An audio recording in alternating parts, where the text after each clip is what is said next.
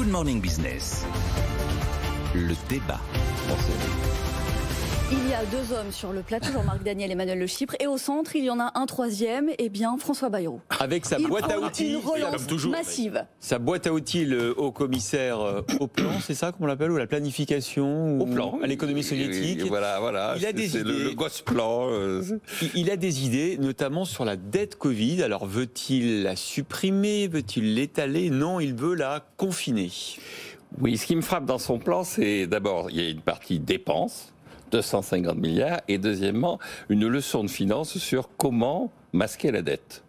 Alors, je suis toujours très surpris des gens qui donnent de telles leçons, d'autant plus que je pourrais leur dire, il y a d'assez bons manuels qui leur expliquent qu'on sait faire ça depuis très longtemps, et l'agence France Trésor est capable de le faire depuis très longtemps. Notamment en la roulant.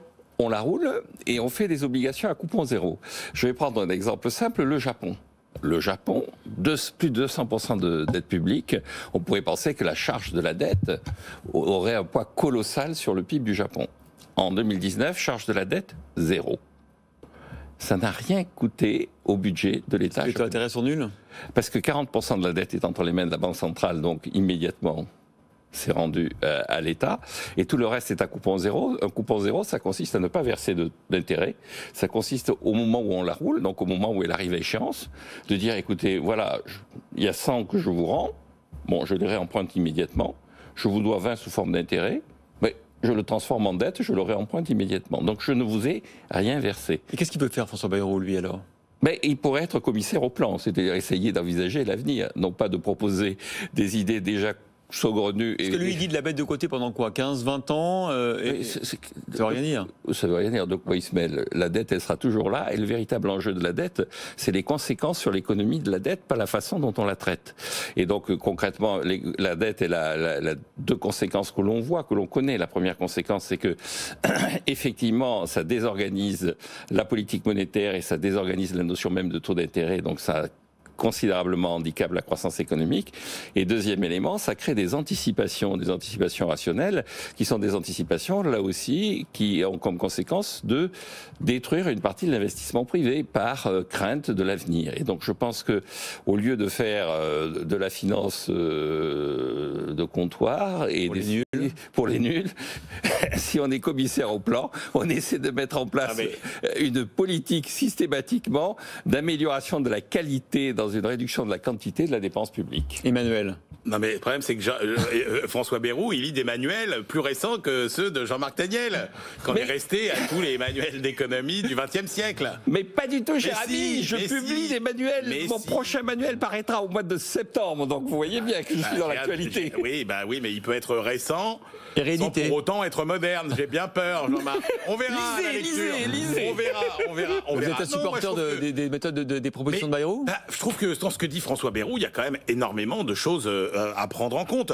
On n'a pas assez investi dans le plan de relance. Il a raison, comme d'habitude, l'Europe est à la ramasse, trop peu, trop tard. Donc là, il a tort. Mettre 250 millions de plus sur un plan de relance, milliards, pardon.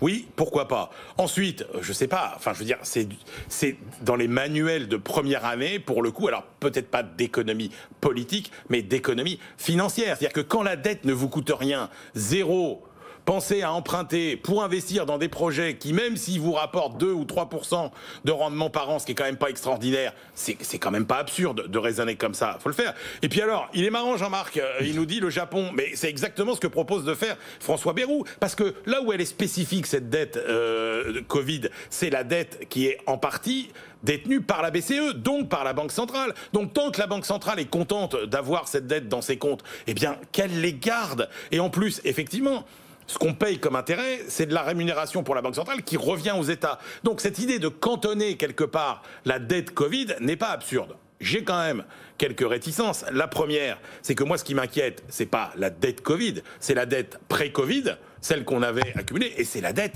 post-Covid, c'est-à-dire celle qu'on va devoir contracter une fois que la BCE aura resserré le robinet de l'argent gratuit. Parce que ne vous imaginez pas qu'après la crise, avec toute la pression sociale qu'il va y avoir, il va falloir dépenser plus pour la santé, pour la justice, pour l'éducation, etc., etc. Et donc, il va bien falloir trouver là de l'argent. Et puis, là où je suis un peu inquiet aussi, c'est quand même sur cette idée de grand plan d'investissement. Parce qu'alors là, et là Jean-Marc, je pense qu'il sera d'accord avec moi, pourquoi faire ? Qui va décider dans quoi on investit? Et c'est là où on peut quand même être inquiet. Si c'est pour nous refaire des conneries, genre le Minitel et tous ces trucs-là, non, il faut trouver un moyen de mettre à disposition cet argent. Alors, est-ce qu'il faut investir, par exemple, dans de la recherche purement fondamentale, puisqu'on sait très bien que c'est de là que part même la recherche du secteur privé. Par exemple, l'informatique quantique en ce moment. Par exemple, voilà. Donc, est-ce qu'on crée des infrastructures pour que, effectivement, l'initiative privée se développe, mais par pitié qu'on ne commence pas à se dire le secteur d'avenir, c'est ça, donc il faut qu'on soit présent là-dessus. Non, il faut créer les conditions d'un foisonnement d'innovation, les bases d'un foisonnement d'innovation, mais que l'État ne se lance pas dans la définition de ce qu'est un secteur d'avenir. Non, juste 3 remarques. La première remarque, j'inviterai Emmanuel Le Chypre à lire mon chapitre sur la nouvelle macroéconomie classique. Mais nous lirons tous votre chapitre. Mais je m'en régale d'avance. La nouvelle macroéconomie classique, c'est la pensée économique du moment. C'est là-dedans. Il est vexé. Non, mais vous me l'avez c'est là-dedans que attendez, on fait une pub d'enfer pour son bouquin. Les voies économiques. Manuel d'économie, ça s'appelle. Bon, on l'invitera. Le deuxième élément. Le truc, c'est qu'il n'a pas donné le prix ni l'éditeur encore, mais ça va venir, vous allez voir. Le deuxième élément, écoutez, faire un plan de relance dans une situation où la France a un déficit de balance des paiements courants, dans une situation où ce dont on manque, ce n'est pas de demande, mais de capacité à laisser les gens travailler, ça paraît totalement à côté de la plaque. À 52. Et le dernier élément, là où je le rejoins, c'est croire encore. Alors là, c'est des expériences relativement anciennes, mais tout à fait permanentes. Croire encore que c'est l'État qui détient les dépenses d'avenir, ça c'est vraiment... C'est son péché le plus grave à François Bayrou. C'est son péché le plus grave. Il parle du plan Marshall, effectivement. Alors c'est encore pire que les idées que l'on m'attribue. C'est le plan Marshall, c'est les années 50, c'est même pas les années 60. Pour savoir où placer son argent, dans quel type d'investissement, on a Guillaume Sommerer, qui est notre invité et qui va nous parler des placements verts, responsables socialement, écologiquement, mythe ou réalité. Tout de suite, Guillaume Sommerer.